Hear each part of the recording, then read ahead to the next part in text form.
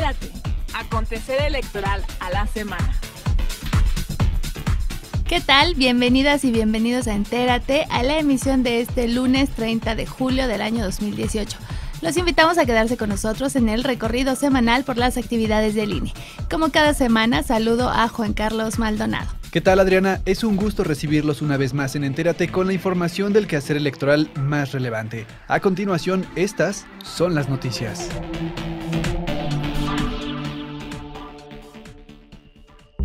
Entrega INE a la Cámara de Senadores documentación de las 32 entidades del país relativa a la elección de senadurías del pasado 1 de julio. Una vez que los órganos jurisdiccionales resuelvan las impugnaciones y que el INE realice la asignación de representación proporcional el 23 de agosto, las nuevas legislaturas del Congreso de la Unión estarán en condiciones de iniciar trabajos en septiembre. Y en lo que respecta a la elección presidencial, luego de que el INE entregó los resultados de los cómputos distritales a la Sala Superior del Tribunal Electoral, será este órgano el encargado de calificar la elección y entregar la constancia al presidente electo. Instalan Comisión Temporal de Presupuesto 2019 que se encargará de integrar el anteproyecto de presupuesto para el próximo año con austeridad y racionalidad. Reitera INE actuación bajo los principios de legalidad, imparcialidad e independencia ante la sanción al partido Morena por la operación del fideicomiso por los demás. Inicia periodo de registro para el proceso de designación de 37 consejeras y consejeros electorales de 13 organismos públicos locales electorales. Continúa INE con la fiscalización de ingresos y gastos de partidos e independientes durante las campañas 2018.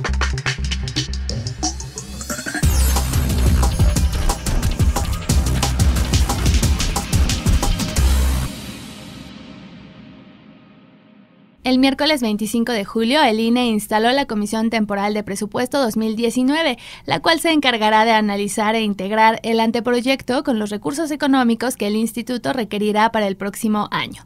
La presidenta de la comisión, la consejera Claudia Zavala, reiteró el compromiso institucional de presentar un presupuesto austero. El INE tiene perfecta claridad del contexto político, económico y social que vive el país y que por lo tanto este instituto electoral proyectará con absoluta autonomía un presupuesto austero que permita la óptima realización de todas y cada una de nuestras obligaciones constitucionales para el año que entra. Como lo dijo el consejero presidente de este instituto en la última sesión del Consejo General, los recursos que solicitemos para el próximo año serán los estrictamente necesarios y tal y como lo hemos venido haciendo, mantendremos nuestro compromiso con la austeridad y el ejercicio racional de los recursos. Detalló que en 2019 el instituto participará en coordinación con los organismos públicos locales electorales en la organización de 5 elecciones locales y recordó que de acuerdo con la ley, el monto total que se solicitará constará de los recursos necesarios para el INE y los que corresponderán a los partidos políticos nacionales tal como lo marca la ley. El presupuesto se conforma en 3 grandes apartados. El presupuesto base, es decir, el que se refiere a la operación propiamente dicha del instituto, en el cual se integran las remuneraciones del capítulo 1000, los servicios generales, los materiales, entre otros rubros. El presupuesto relacionado con el adecuado desarrollo de todos nuestros programas, proyectos y actividades y, por supuesto, aquel que prevé las prerrogativas que por ley deben corresponder los partidos políticos. Por lo que hace a este último, el de las prerrogativas, el presupuesto 2019 incluirá los recursos financieros que por disposición constitucional tienen asegurados los partidos políticos. Respecto a los proyectos del Instituto para el próximo año, señaló que todas las áreas realizarán y definirán bajo criterios de austeridad, innovación, eficiencia y eficacia la administración estratégica de los mismos y se refirió al presupuesto base, es decir, los gastos de operación. Estos serán los mínimos e indispensables y las remuneraciones de las personas que prestan sus servicios a este instituto en todos sus niveles se ceñirán estrictamente a lo que establezca la Constitución, la normativa vigente y los recursos que nos sean aprobados en su momento. Y se asignarán con base en las competencias laborales, experiencia acumulada y nivel de especialización y decisión en el quehacer electoral. Por su parte, el consejero electoral Jaime Rivera mencionó algunos criterios que deben guiar la integración del presupuesto. Debe guiarse también por principios de racionalidad, de eficacia para que se cumplan las funciones que la ley le otorga, de eficiencia para que se utilicen de la mejor forma posible los recursos públicos que se ponen a disposición de este instituto, con transparencia. La comisión además presentó su calendario de trabajo. En un pronunciamiento conjunto y a nombre de consejeras y consejeros del INE, el martes pasado el consejero presidente Lorenzo Córdoba señaló que para el instituto el resultado de la elección del 1 de julio es incuestionable, siendo precisamente la calidad de la elección y la transparencia con la que ésta se llevó a cabo lo que dotará de plena legitimidad democrática a quienes ocuparán los cargos. Dijo que en sus funciones relacionadas con la rendición de cuentas, el INE, a través de su Consejo General, resolvió varios procedimientos en materia de ingresos y gastos de diversos partidos, entre los que se encuentran un caso relacionado con la apertura y operación del fideicomiso por los demás y que derivó en una multa a Morena por 197 millones de pesos. Es en ese contexto en donde se circunscribe el caso del fideicomiso por los demás, que implicó una sanción al partido político Morena, entre otros procedimientos que supusieron también multas al PRI y al PAN. Respecto del caso del fideicomiso mencionado, es importante subrayar que no se constató un uso electoral de los recursos involucrados, a diferencia de lo planteado por el partido denunciante. Es decir, no existe ningún elemento derivado de este caso que cuestione en modo alguno los resultados de la elección del 1 de julio pasado. En ese sentido, destacó que el instituto ha actuado bajo los principios de legalidad, imparcialidad e independencia. El Instituto Nacional Electoral siempre se ha ajustado a las normas vigentes y su actuación invariablemente ha sido sin filias ni fobias, es decir, sin sesgos políticos. En el caso del fideicomiso, el instituto nunca jugó con los tiempos de la investigación para beneficiar electoralmente a Morena, como planteó en su momento el partido denunciante. Siempre señalamos que el caso se resolvería en los plazos que la misma investigación requería. El INE no aceleró ni retrasó las investigaciones. Del mismo modo, rechazamos los señalamientos que indican algún tipo de intencionalidad política de nuestra parte en el sentido de nuestra resolución. Subrayó que la Sala Superior del Tribunal Electoral del Poder Judicial de la Federación, al ser la última instancia en materia electoral, será quien tendrá la última palabra. En estos momentos, el Instituto Nacional Electoral prepara el respectivo informe circunstanciado en el que se sostendrán los razonamientos y las conclusiones de la investigación que nos llevaron a 10 de los 11 consejeros electorales a considerar que estamos frente a un caso que no se ajusta a las normas de financiamiento. El Tribunal Electoral será quien tendrá la última palabra y seremos, como siempre, respetuosos de esa decisión. En otra información, luego de haber entregado la documentación de la elección del 1 de julio a la Cámara de Diputados, el jueves 26 de julio el INE inició la entrega a la Secretaría General de la Cámara de Senadores de las copias de las constancias que acreditan a las y los 96 senadores electos para la 64ª y la 65ª legislaturas del Congreso de la Unión para los principios de mayoría relativa y primera minoría. En el acto protocolario, el consejero presidente del INE, Lorenzo Córdoba, explicó que para que ambas cámaras del Poder Legislativo reflejen la voluntad popular, una vez resueltas las impugnaciones presentadas, el Consejo General debe asignar senadurías y diputaciones de representación proporcional el 23 de agosto. El consejero presidente destacó que el sistema electoral mixto con el que cuenta el país permite la recreación del pluralismo. Es justo a través de la integración de las curules de mayoría relativa y de representación proporcional, en el caso del Senado también las de primera minoría, como un mecanismo para maximizar la representación del pluralismo en la Cámara Alta del Congreso de la Unión, que en nuestro país se garantiza que las mayorías y las minorías participen en la construcción de acuerdos políticos y en la definición de las leyes y las normas que determinan la interacción entre gobernantes y gobernados. Acompañado de consejeras y consejeros y del secretario ejecutivo del INE, así como de integrantes de la mesa directiva del Senado, reiteró la pluralidad e inclusión con las que contarán las nuevas legislaturas derivado de la elección del 1 de julio. 47% de las diputaciones electas por el principio de mayoría relativa fueron ganadas por mujeres y el 47.9% de las curules del Senado también serán ocupadas por mujeres electas. Y de todo ello, de la legalidad de los comicios, del sentido de la voluntad ciudadana, de la paridad en la competencia democrática y de la inclusión en nuestro sistema de representación, dará cuenta la documentación que entregaremos el día de hoy a través de nuestras presidentas y presidentes de los consejos locales.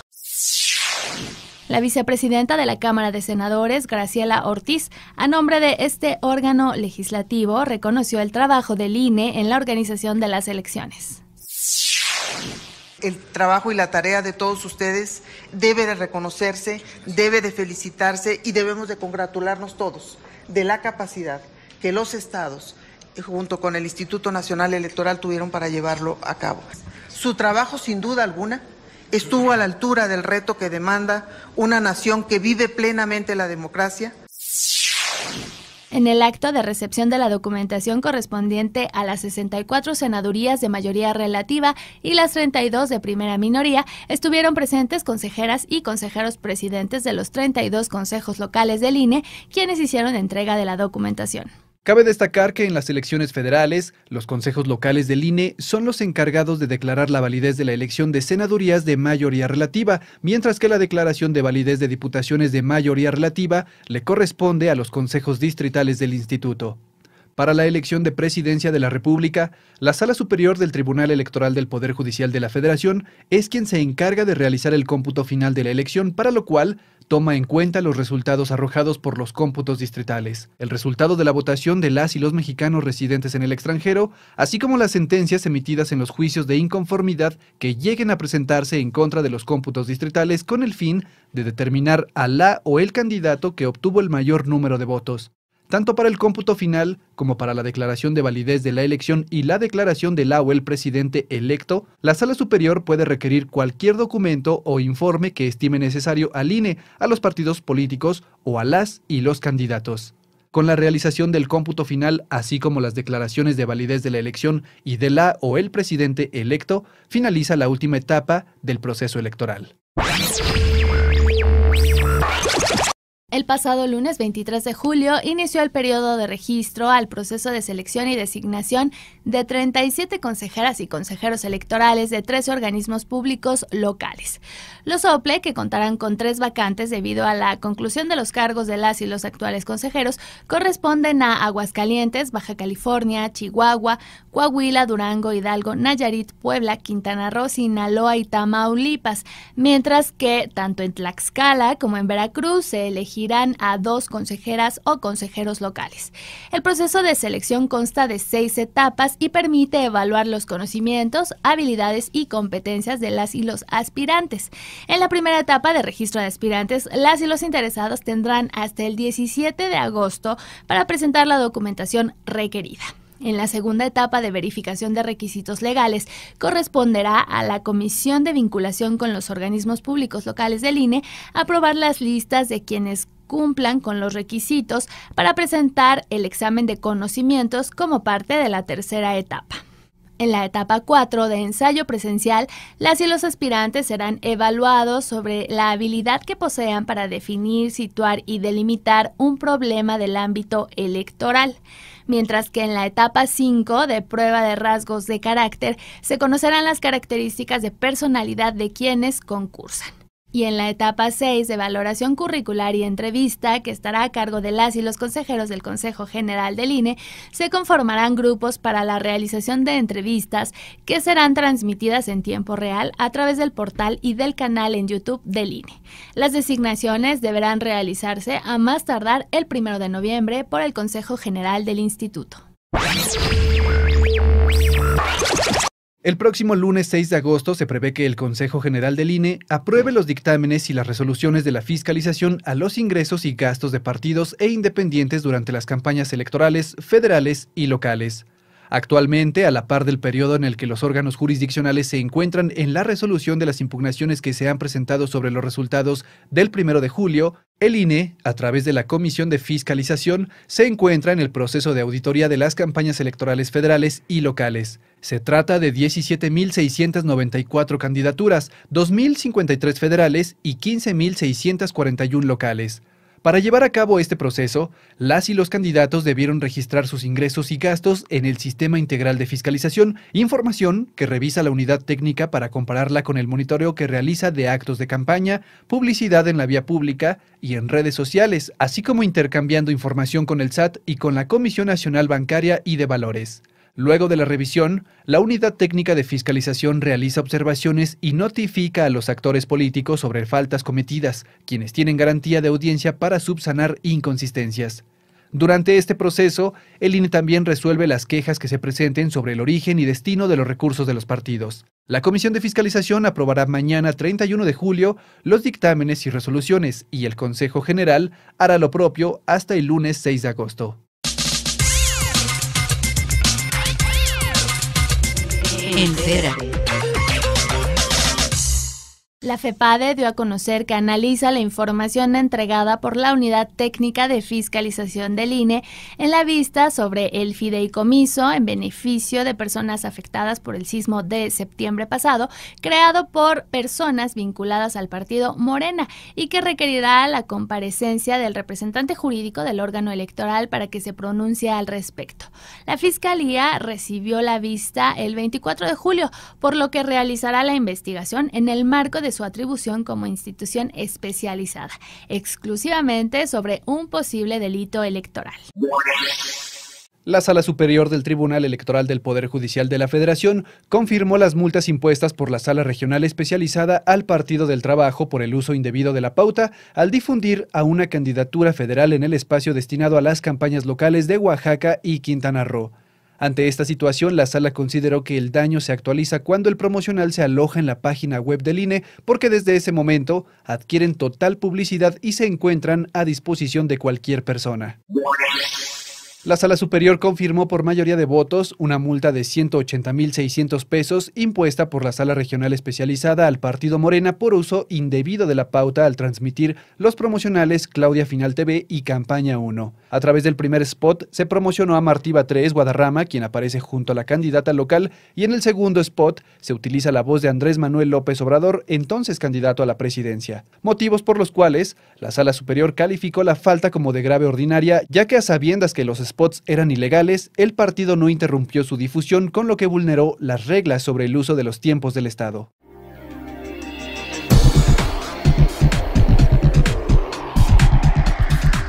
Nos despedimos, gracias por habernos acompañado en el recorrido de hoy por las actividades del INE.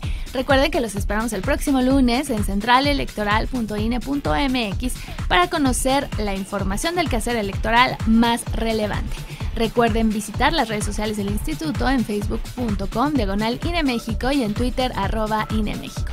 Gracias, Juan Carlos, un gusto. Gracias, Adriana, y gracias a ustedes por acompañarnos. Recuerden que también pueden visitar el canal oficial del INE en YouTube, INE TV, en donde encontrarán transmisiones en vivo, cápsulas, firmas de convenio, entrevistas, sesiones del Consejo General y mucho más. Hasta la próxima.